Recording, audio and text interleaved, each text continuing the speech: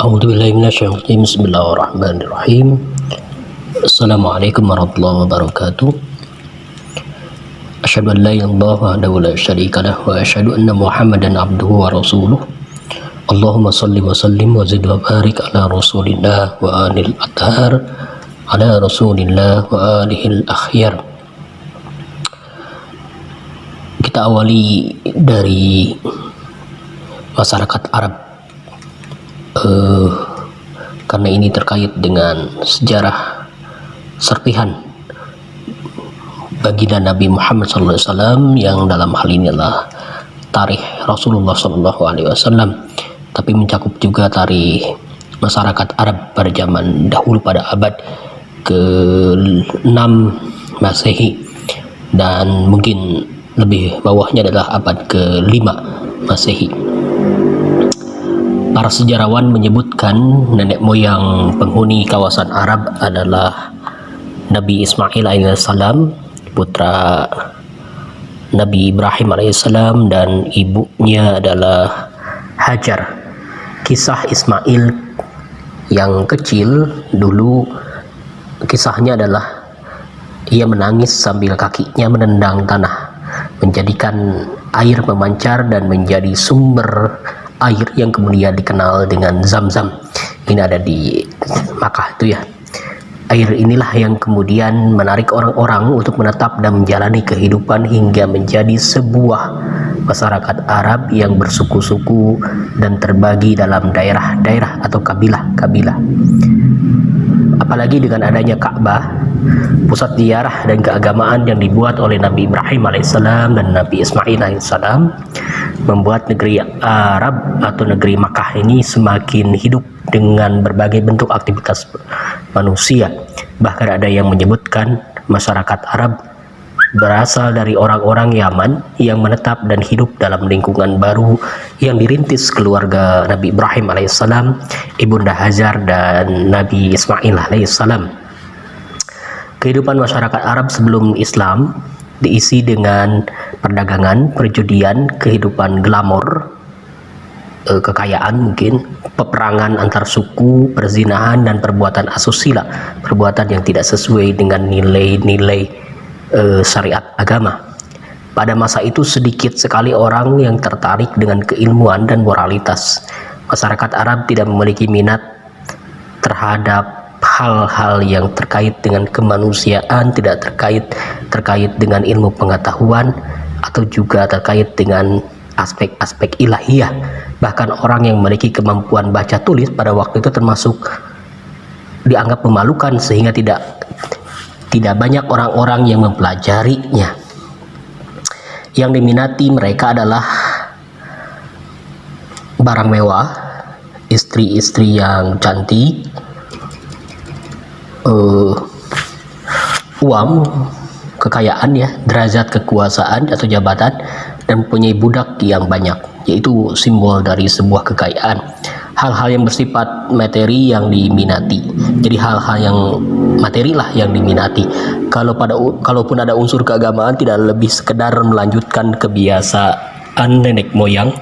Karena itu ilmu dan nilai-nilai kemanusiaan sangat tidak diutamakan oleh masyarakat Arab pada masa itu. Terbukti saat agama Islam hadir, hanya ada 17 orang Quraisy, orang Makkah, yang bisa membaca, dan 12 orang dari suku Aus dan Khazraj atau Madinah, Yatrib, yang bisa membaca. Memang ada yang berpendapat bahwa bangsa Arab pra-Islam memiliki keistimewaan seperti memuliakan tamu, daya hafalnya kuat, keistimewaan memegang janji, kesetiaan memegang janji, setia membela kabilah, dan keberanian dalam bertempur. Tetapi keistimewaan tersebut ternyata hanya didasarkan pada tujuan-tujuan rendah, yaitu orang-orang Arab menghormati tamu bukan karena nilai kemanusiaan, tetapi takut dipermalukan para penyair yang sering berada di tempat-tempat keramaian. Jadi takut dimasukkan dalam sajak-sajak para penyair itu dan dibacakan, jadi memalukan mungkin. Begitupun tentang hafalan, setiap bangsa yang belum mengenal budaya tulis pasti tidak lepas dari budaya hafal. Dibandingkan dengan orang-orang India, budaya hafal orang Arab tidak seberapa. Orang-orang India yang hidup sebelum zaman Nabi Muhammad SAW telah memiliki cerita Mahabharata, Bharatayuddha, dan Bhagavad Gita yang disampaikan turun-temurun secara lisan sampai sekarang. Bahkan sampai ke Indonesia pun cerita ini ada. Orang-orang Arab pra-Islam dalam buku-buku sejarah yang beredar belum terbukti memiliki karya sastra lisan yang monumental. Sedangkan tentang kesetiaan memegang janji pun tidak terbukti, karena orang-orang Arab ternyata sering ingkar. Juga tentang keberanian orang-orang Arab didasarkan karena nekat dan situasi yang keras, sehingga pilihannya hanya menyerang atau diserang.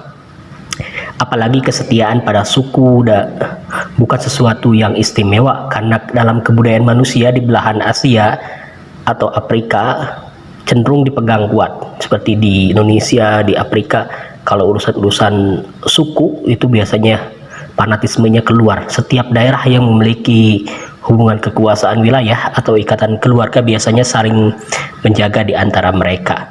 Karena itu dapat dipahami diutusnya baginda Nabi Muhammad SAW di kawasan bangsa Arab agar bangsa Arab itu mengenal nilai kemanusiaan, dan agar diarahkan kehidupan orang-orang Arab itu menjadi sesuatu yang lebih baik, sehingga yang asalnya berorientasi pada materi diubah pada aspek orientasi spiritual dan diberikan pandangan kepada masa depan, pandangan yang akhlak, pandangan bahwa sesudah kehidupan ini ada pertanggungjawaban yang sifatnya abadi nanti di akhirat. Melanjutkan kembali tentang serpihan tarikh Rasulullah SAW, kita akan lanjut pada kelahiran baginda Nabi Muhammad SAW. Para sejarawan sepakat bahwa Muhammad bin Abdullah adalah utusan Allah yang terakhir yang lahir pada bulan Rabiul Awal yang kita kenal sebagai bulan Maulid atau bulan Mulud. Perbedaan di antara para ulama atau para ahli sejarah itu hanya mengenai tanggal kelahiran. Ada yang berpendapat Nabi Muhammad SAW lahir pada waktu fajar Jumat 17 Rabiul Awal di kaki gunung Abu Kubais Sukulail. Maka ada juga yang menyebutkan atau yang populer kita ketahui 12 Rabiul Awal, dan ada juga yang menyebutkan tanggal 9 Rabiul Awal hari Senin waktu fajar. Penjelasan tentang hari Jumat ini, hari Jumat 17 Rabiul Awal saat fajar terbit, merujuk pada keterangan ahli sejarah Syekh Abbas Al-Qumi dan Syekh At-Tusi menyebutkannya dan tercantum pada kitab Mafatihul Jinan jilid 2 halaman 392. Sedangkan umat Islam atau kalangan ulama yang mengetahui atau mengenal 12 Rabiul Awal itu disebutkan oleh ahli sejarah Al-Mas'udi dan Syekh Kulaini menyebut 12 Rabiul Awal sebagai hari kelahiran baginda Nabi Muhammad SAW, tetapi harinya adalah hari Minggu. Tetapi yang kita ketahui berdasarkan pada hadis tentang sunnah puasa itu bahwa Rasulullah SAW berpuasa pada hari Senin. Ketika ditanya, ternyata bahwa hari itu adalah hari di mana beliau dilahirkan. Jadi disebutlah oleh kalangan umat Islam sebagai lahir pada hari Senin 12 Rabiul Awal. Tapi yang para ulama seperti Al-Mas'udi dan Syekh Kulaini menyebutnya 12 Rabiul Awal pada hari Ahad atau Minggu. Ada yang juga yang menarik dari kalangan Muslim itu, sejarawan yang paling awal menyebut lahir hijrah tiba di Madinah dan wafat Nabi Muhammad SAW itu sama, jatuh pada 12 Rabiul Awal. Ini bisa kita cek di kitab Al-Maghazi karya Al-Waqidi. Sedangkan yang menyebutkan bahwa tanggal 9 Rabiul Awal adalah hari kelahiran baginda Nabi Muhammad SAW adalah Muhammad Sulaiman Mansur Furi dalam kitab Muhadarat Tarikhul Umam Al-Islamiyah. jilid 1 halaman 62 dan buku Nurul Yakin fi Sirati Sayyidil Mursalin karya Muhammad Khudari Bek. Sudah diterjemahkan di Bandung, penerbitnya adalah Sinar Baru Algesindo tahun 2015. Buku ini sudah terbit, jadi bisa dicek di Google tentang buku-buku ini. Selanjutnya perlu kita pahami, meskipun di antara para ahli sejarah itu beda mengenai tanggal kelahiran baginda Nabi Muhammad SAW, tetapi bulan dan tahunnya mereka sama, meyakini pada bulan Rabiul Awal dan tahunnya adalah 570 Masehi atau yang kita kenal sebagai tahun gajah. Ada yang beda sedikit di dalam pepujian Sunda, Nabi Urang Sarerea itu disebutkan 570 Masehi. Ya, itu hal lain dan saya juga belum mengkajinya apakah benar demikian, penelusurannya seperti apa. Biarlah itu menjadi khas, karena itu produk sastra lisan, jadi kita tidak perlu untuk mengkajinya, karena yang dikaji adalah harus yang kitab sejarah. Baik, tempat lahirnya di kaki gunung Jabal Abu Qubais, suku Lail, Makkah. Gitu ya. Nabi Muhammad SAW lahir dari pasangan Sayyidah Aminah binti Wahab dan Sayyid Abdullah bin Abdul Muttalib. Sejak lahir Nabi Muhammad SAW sudah yatim karena ayahnya wafat dalam perjalanan dagang dan dikuburkan di Yatsrib, karena ayahnya itu kabarnya juga bagian dari keluarga Bani Nazar yang ada di Yatsrib. Yatsrib itu Madinah yang kelak kemudian disebut kota Madinah. Riyaz Husain, seorang penulis sejarah, menyebutkan usia Sayyid Abdullah saat meninggal antara 25 sampai 26 tahun dan meninggalkan harta warisan berupa budak wanita bernama Ummu Aiman, 5 ekor unta dan beberapa ekor biri-biri betina, mungkin semacam domba. Pada tahun kelahiran Nabi Muhammad SAW, sebelum lahir diceritakan pernah terjadi penyerangan pasukan Abrahah yang akan menghancurkan Baitullah Ka'bah. Pasukan ini menggunakan gajah sebagai kendaraan tempurnya. Sebelum menyerang, pasukan berkemah dan memberi kabar kepada penduduk Makkah bahwa mereka tidak akan menyerang penduduk, tetapi hanya ingin menghancurkan Ka'bah yang menjadi pusat keramaian, pusat perkumpulan masyarakat, dan pusat keagamaan masyarakat Timur Tengah pada masa itu. Abrahah iri dengan Ka'bah yang mampu menyedot orang-orang berdatangan dan menghidupkan kawasan Makkah, karena tidak jarang antar pengunjung Ka'bah terjadi transaksi bisnis dan penduduk setempat pun mendapatkan manfaat ekonomi dari perekonomiannya berjalan dari orang-orang yang berziarah itu. Itulah sebabnya Abrahah berusaha mengalihkan pengaruh tersebut di negerinya di Yaman. Abrahah di negerinya telah membuat pusat keagamaan yang mirip dengan Ka'bah, jadi dihancurkan, kemudian nanti orang-orang diseru untuk masuk ke Yaman. Di sana sudah dibuat semacam kuil yang menyerupai Ka'bah.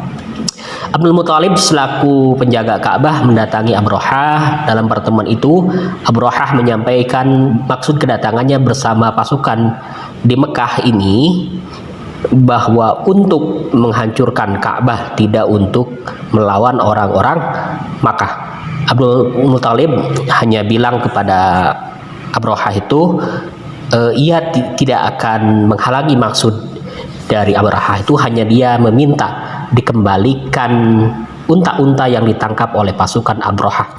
Abdul Muttalib berkata, Ka'bah ada pemiliknya, biarlah pemiliknya yang melindunginya. Kembalikan saja unta-untaku dan jangan ganggu masyarakat Makkah. Begitu permintaan Abdul Muttalib ketika berhadapan dengan Abrahah. Permintaan itu dituruti oleh Abrahah. Kakek Nabi Muhammad SAW ini kembali dan mengumumkan kepada penduduk Makkah untuk meninggalkan kawasan Ka'bah dan mengungsi atau pindah ke gunung-gunung supaya tidak menghalangi penyerangan Abraha terhadap Ka'bah dan supaya tidak kena panah dan sebagainya mungkin.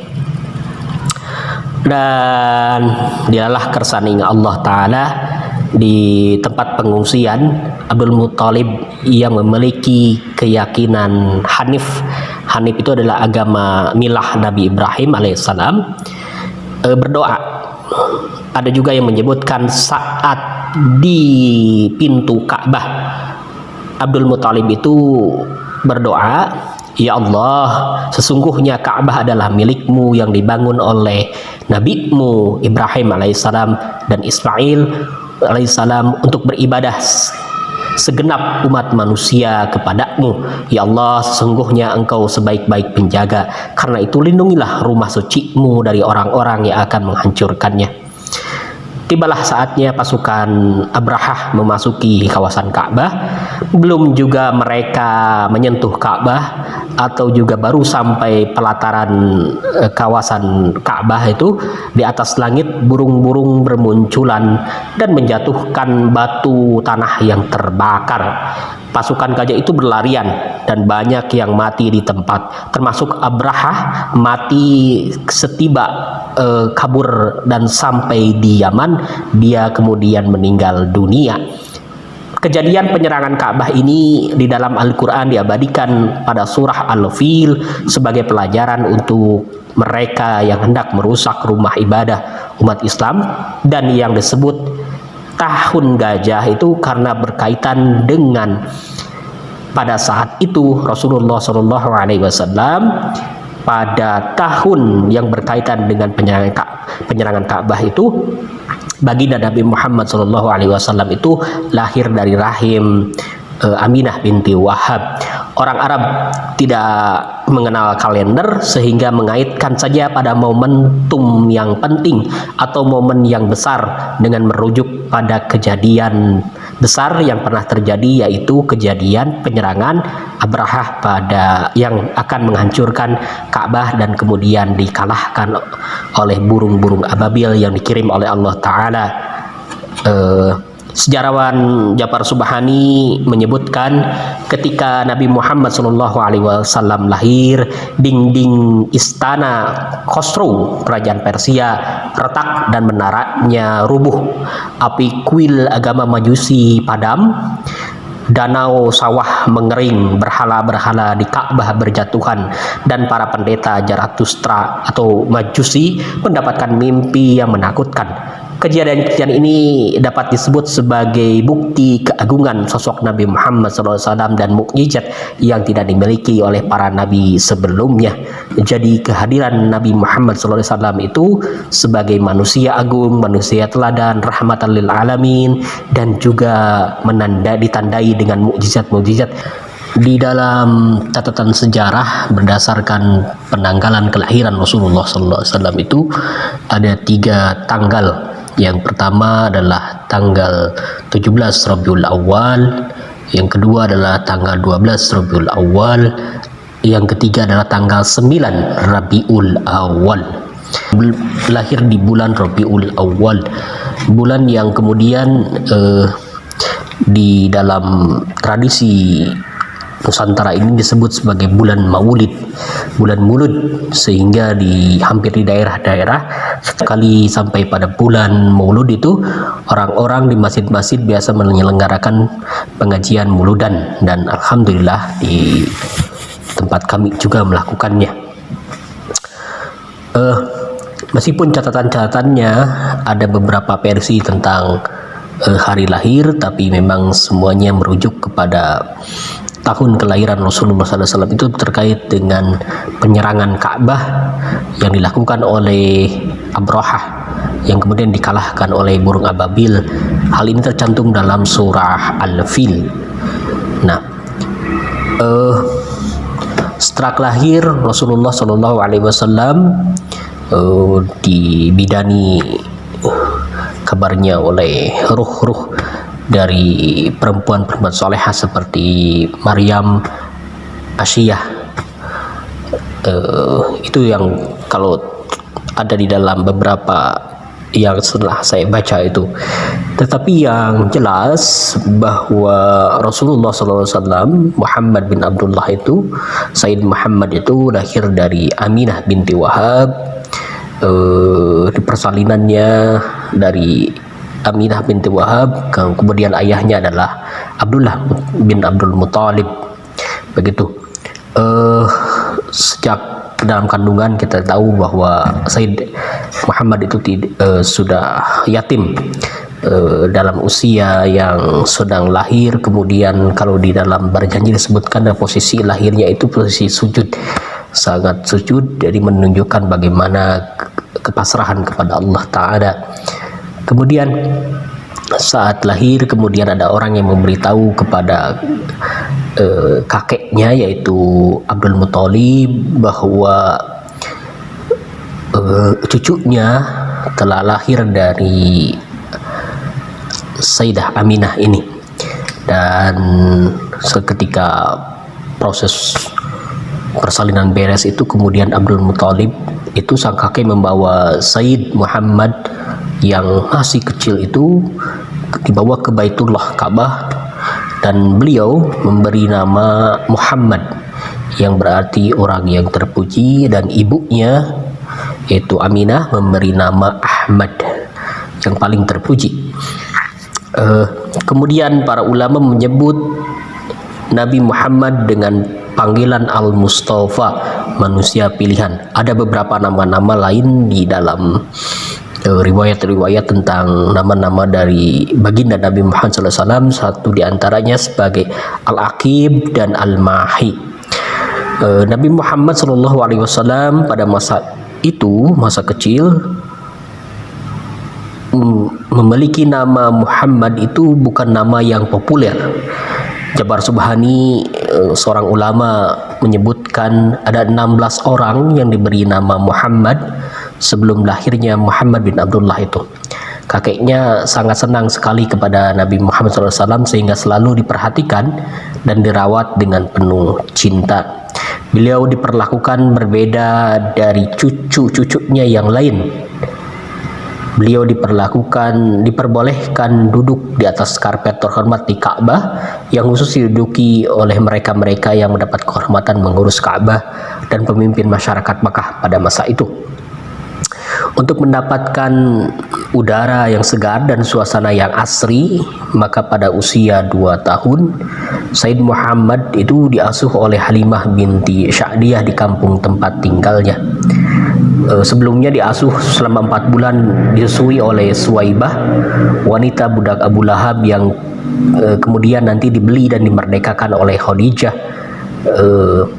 Bahkan kabarnya memang perlu ditelusuri kembali otentisitas hadisnya, bahwa Sayyidah Aminah itu tidak punya air susu, tetapi mana mungkin tidak ada air susu, pasti selalu ada air susu dari seorang ibu itu. Kemudian juga ada yang menganalisis kenapa dibawa oleh Halimah binti Sya'diyah Muhammad ke kampung tempat tinggalnya. Kabarnya itu untuk dihindarkan dari upaya-upaya pembunuhan yang dilakukan oleh kaum Yahudi yang mengetahui bahwa akan lahir khataman nabiyyin, yaitu di Makkah itu. Kemudian dicarilah, jadi ada orang-orang yang khusus dicarikan sosok bayi yang baru lahir itu supaya untuk dibunuh dan sebagainya oleh atau dibawa oleh kaum Yahudi itu. Tentang ini bisa kita lihat di filmnya Muhammad yang di produsernya adalah Majid Majidi yang terkenal di Iran itu. Dalam masa pengasuhan Halimah, Sayyid Muhammad belajar mengembalakan dan mengurus domba, kambing ya. Dikisahkan saat bermain bersama temannya dan sambil mengembalakan domba, ada makhluk yang berpakaian putih menghampiri Nabi Muhammad SAW. Makhluk itu membaringkan Muhammad dan membuka bajunya, kemudian membelah dadanya. Dari dada itu dikeluarkan hatinya dan dibersihkan dari berbagai kotoran. Jadi dibersihkan supaya tidak ada penyakit hati maksudnya. Teman sepermainan yang melihat Nabi diperlakukan demikian oleh makhluk yang berbaju putih itu berlari ke Halimah dan menyampaikan kejadian tersebut. Karena kondisi Sayyid Muhammad dalam keadaan baik-baik, ibu asuhnya tidak merasa khawatir. Sekira usia 4 tahun, Sayyid Muhammad dikembalikan kepada ibunya, yaitu kepada Sayyidah Aminah. Ibu asuhnya menceritakan kelakuan Sayyid Muhammad kecil yang senang membantu ibu asuhnya dalam mengembalakan dan memerah susu domba. Sayyid Muhammad juga diceritakan selalu menghormat terhadap ibu asuh dan tidak membantah kalau diminta melakukan hal-hal yang baik. Sang ibunda Sayyid Muhammad tentu sangat senang mendengar kisah yang baik berkaitan dengan putranya itu. Sayyidah Aminah yakin bahwa Sayyid Muhammad kecil yang masih kecil itu kelak akan menjadi seorang manusia agung. Baru 2 tahun bersama ibunya, Sayyid Muhammad kecil itu harus berpisah dengan ibunya karena wafat ketika dalam perjalanan pulang setelah ziarah ke makam ayahnya. Jenazah ibunda Sayyid Muhammad diwakafkan di Abwa, kawasan Madinah, Arab. Sayyid Muhammad kecil yang berusia 6 tahun pulang ke Makkah bersama pembantunya Ummu Aiman.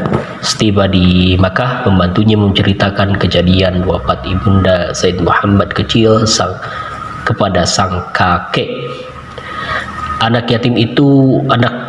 Sayyid Muhammad itu kemudian menjadi yatim piatu, kemudian tentu saja diasuh oleh sang kakek sampai usia 8 tahun karena sang kakek tercintanya keburu wafat. Sayyid Muhammad kecil kemudian dirawat oleh sang paman Abu Talib sampai usia 25 tahun. Sang paman sangat mencintai Sayyid Muhammad yang masih kecil itu. Kemanapun pergi, Sayyid Muhammad kecil selalu dibawa. Kalau belum pulang ke rumah, dikabarkan bahwa Sayyid Muhammad yang masih kecil itu selalu terus dicari-cari. Anak sang paman yang lainnya tidak boleh memakan jamuan makan sebelum datang Sayyid Muhammad. Kecintaan kepada Sayyid Muhammad yang dilakukan oleh sang paman ini melebihi cintanya kepada anak-anaknya sendiri. Bibinya Fatimah binti Asad, yaitu istri dari Abu Talib, selalu memperhatikan pakaian yang dikenakan Sayyid Muhammad. Kalau kotor segera diganti dengan yang bersih. Untuk tempat tidurnya pun sang paman dan bibi senantiasa menyiapkan tempat tidur yang nyaman dan senantiasa dekat dengan keduanya. Jadi betul-betul dipelihara, diperhatikan aspek-aspek jasmaninya terkait dengan baginda Nabi Muhammad SAW saat masa kecil itu. Berkaitan dengan masa kecil sang Nabi, pernah terjadi masa kekeringan di Makkah. Desa-desa sekitar Makkah mengalami kekeringan karena hujan tidak turun. Pohon-pohon kurma dan anggur kekeringan, sumur-sumur tidak mengeluarkan air. Orang-orang Makkah berdoa kepada berhala-berhala, namun semua itu tidak ada hasilnya karena mereka teringat pada kejadian penyerangan pasukan gajah terhadap Ka'bah. Burung-burung ababil muncul di langit karena Abdul Muthalib, sang pemelihara Ka'bah yang juga ayah Abu Talib, berdoa kepada Allah dan terbukti dikabulkan Allah Ta'ala. Memang setelah Abdul Muthalib wafat, Abu Talib menjadi pemegang kunci Ka'bah. Orang-orang Makkah berdatangan kepada Abu Talib yang dikenal dengan julukan Syekh Al-Bata, yang berarti penjaga Ka'bah. Mereka memohon agar Abu Talib berkenan berdoa kepada Allah untuk segera menurunkan hujan. Abu Talib tidak menolak permintaan mereka. Abu Talib teringat kepada pesan ayahnya bahwa anak yang dititipkan kepadanya itu, yaitu Sayyid Muhammad, akan menjadi seorang manusia yang besar dan agung. Dibawalah Sayyid Muhammad ke Jabal Abu Qubais. Sambil memegang tangan Sayyid Muhammad, Abu Talib berdoa kepada Allah dengan menyebutkan kemuliaan keponakannya itu. Tidak berapa lama, cahaya matahari yang bersinar panas mulai meredup. Awan di langit menghitam dan turunlah hujan dibarengi dengan petir. Orang-orang Makkah yang berada di sekitar daerah Jabal Abu Qubais itu bergembira, lahan-lahan mereka kembali subur dan mereka tidak kelaparan. Abu Thalib pernah membawa Said Muhammad berniaga sampai ke Sam sembari membawanya dalam dunia bisnis. Tanpa sadar, Said Muhammad telah diajarinya tentang cara bisnis dan komunikasi dalam berjualan. Keahliannya dalam bisnis semakin terasah sampai usia dewasa.